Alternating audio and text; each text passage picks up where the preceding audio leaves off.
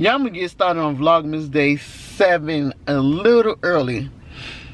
Technically, we still on Vlogmas Day 6, but I already ended that, so we're gonna start Vlogmas Day 7. I wanted to talk about, and before I was such a person who was mindful of my behavior, my reactions, and my responses to situations and circumstances. Hold on for 1 minute before I start this story time. You going over to that meet to see what they doing over there? I just seen them gathering.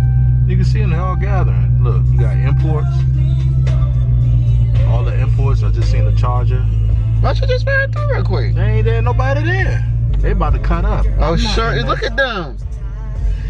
Anyway, off of that subject. So, Shane, I was about to tell them about a story time when I didn't have the self-control that I do now. And you know what I was going to talk about? What? What's her name? Dre ex-girlfriend? The one when we was living on Cody Marie and I rented the guest suite for her. Nadia? Yeah. Okay, so when I was living in Charlotte, I do have a really giving heart. And if I see somebody in need, especially a single mother, or a mother period, parents period, I am real giving. So my son had this friend named Andre, and Andre had this girlfriend who had 2 little girls. And it was the dead of winter time in Charlotte and it was snowing, and I wanted to help her. Baby, why are we still sitting here? We could drive and talk. And I wanted to help her. So at the apartment complex we stayed at. They can't see me, why? Because I'm not like yellow like you? No, I'm trying to help you with the light. I think he just tried me, y'all. He just tried me. Anyway. Y'all about to cut up tonight? Huh? Y'all about to cut up over there tonight? Yeah, when you guys pull through. I told him to go over there. We be doing all kinds of crazy. I mean, right now there's no people. Yeah. But, like in 30 minutes, this whole entire shit's gonna be all filled up. And then we just go to different spots, drifting like motherfuckers. For real. Let's go. All right, I might come slide through. Yeah, for sure. Okay, appreciate it. All right. You just said they was gonna cut up. So back to the story time. I was helping this young lady. I rented the guest suite for her at the apartment complex we stayed at, which is it was a whole 1-bedroom apartment. It had a washer, a dryer, it had a dishwasher. It came fully equipped with like linen and I think it even had dishes, didn't it? Pots and pans. It did.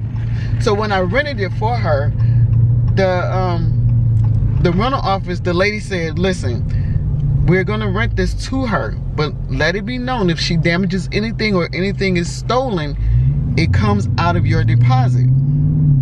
So I rented this thing for this girl because she had nowhere to go with her 2 kids.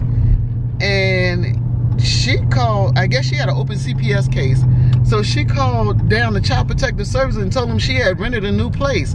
I was like, oh, you gotta be kidding me. So the rental office called me and said, listen, she's telling people this is her residence. So I had to go tell her, I said, listen, how long you planning on staying here? Because at that point she had been there like a week, 2 weeks. Yeah, really can't. Yeah. About a week and a half. And I said, how long you plan on staying? Because we only have 1 guest suite and you've been occupying it pretty much. So she said, well, I plan on being here as long as I can. I said, no. I can't co-sign for you to be here that long. I need to know when you're planning on leaving and getting yourself straight. And from what I understand, you're telling CPS this is your new apartment. I said, because you had them call my landlady and ask her, or my rental office, and ask them to verify that you live there. And they could not do that. She said, well, I said, no. See, you making your issues my issues, and I don't want that. I don't need or want those problems. So, and she had an open CPS case from what I understand, because she had the kids all over the place with nowhere to stay. And she had the kids out there panhandling, and I think they was 6 and 8 at the time. And y'all, those kids were so used to panhandling.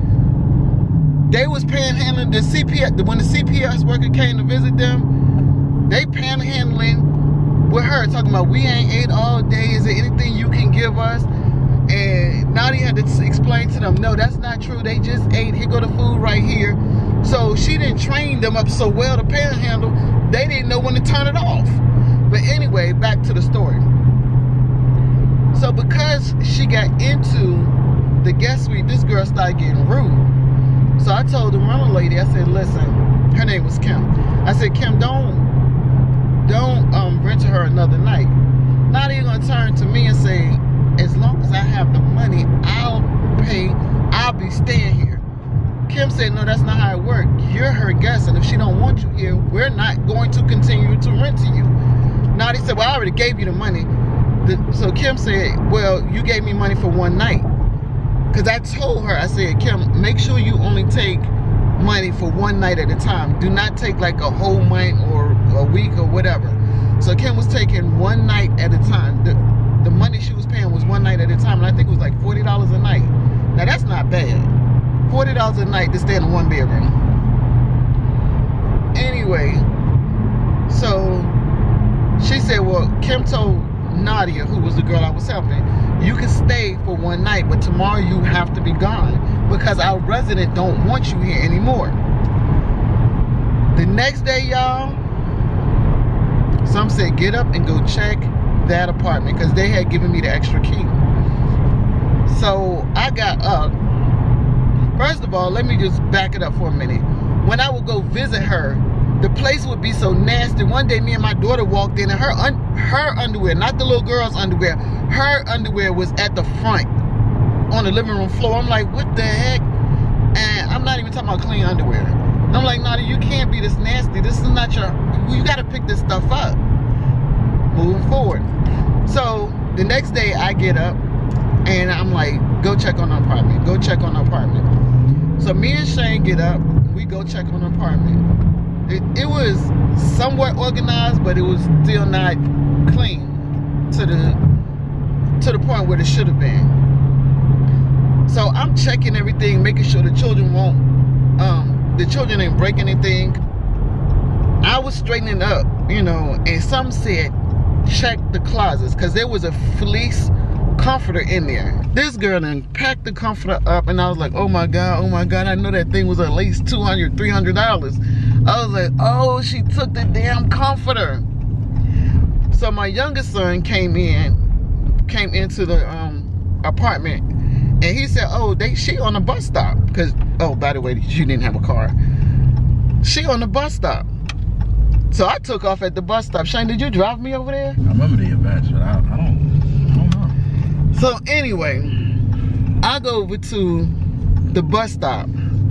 Yeah, I want y'all to understand this is 2010. So at that point, I had no control over my reaction, my response, because I reacted out of emotion. You pissed me off, I was going to react. But anyway, I went over to the bus stop, and she had all her stuff packed in garbage bags. Y'all, I ain't even gonna lie, I started ripping the garbage bags open. So she had clothes all over the ground. The bus was coming. I was like, this is the thanks I get. You stealing from me? You was in there when that lady told me that this was gonna come out of my deposit, and this what I get. She had like 2 comforters. I took the comforters out of the thing. She said something smart, and I swung and tried to hit her, and Shane had my arm. When Shane grabbed my arm, y'all, this is the nastiest thing you can never do to anybody, but I tried to spit in her face. Because I was like, well, if I can't get to her, if I spit on her, she gonna run at me. And then I'll be able to kick her tail.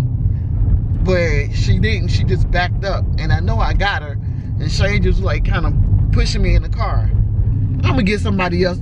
I'm gonna see if my son here. Because my son remember this. I promise you my son gonna remember. I don't know what's wrong with Shane. We'll be back with the ending of the story. Do you remember when Nadia stole that stuff out that apartment that we rented for her in Cody Marie? Not really. Do you remember us renting do you remember us renting the guest apartment for her? I do, but you don't remember when we went to the bus stop when she stole that comforter? That what happened? When you was like, why she on the bus stop? Yeah, what about it? When I ripped her bags open on the bus stop? Yeah, what about it? Do you remember that? I remember something, but how they don't remember in the... She was yelling at me or herself at me because I didn't remember it. I mean, ain't nothing to remember. These people ain't shit. I bet Quanah remember. Listen. I know Quanah remember. Alright, y'all. I had to let my phone charge. But let me call my daughter and see if she remembers this. Because it bothers me that nobody remembers this event but me. Let's call her. Yeah, she's not answering. She must be postmating. When is he not though? I know. I'm glad you called back. Do you remember when I rented that guest suite for Nadia? Yeah, what about it? Do you remember when she stole that the fleece comforter? Why wouldn't I remember you spitting at that lady? At what? I said, why would I not remember you spitting at that lady? Do you know Shane and Montrez was like, we don't remember. So some of the cons are safety. They was like, that was a long time ago. We don't remember. I was like, y'all don't remember for real? They was like, no. I was like, you know why I remember it? Because I was like, that was after I did it. I was like, oh, maybe I took that a little bit too far. But I was. You thought I took it too far too? To spit on that lady, you already ripped her bags apart. Well, I was so mad, Quan. I just couldn't. I was trying to smack her. Remember, Shane snatched me and I couldn't smack her. The only thing I could do was think to spit on her. And then after I did it, I was like, you might have went too far with that one. But in my mind at that time, I was thinking, well, if I spit on her, she's going to attack me and then I can fight her. Because Shane wasn't letting me near her. She was not going to fight you. But I was thinking, what's the lowest thing you can do to somebody spit on them? And Shane was holding me so I couldn't slap her. So I was like, if I spit on her, she going to black out and charge me and Shane going to have to let me go. Anyway, I just wanted to know that you remember that. But anyway, it happened just the way I said it did. And I will talk to you guys later. Till next time, we're keeping up with Daz. And on to Vlogmas Day 8. Bye, guys.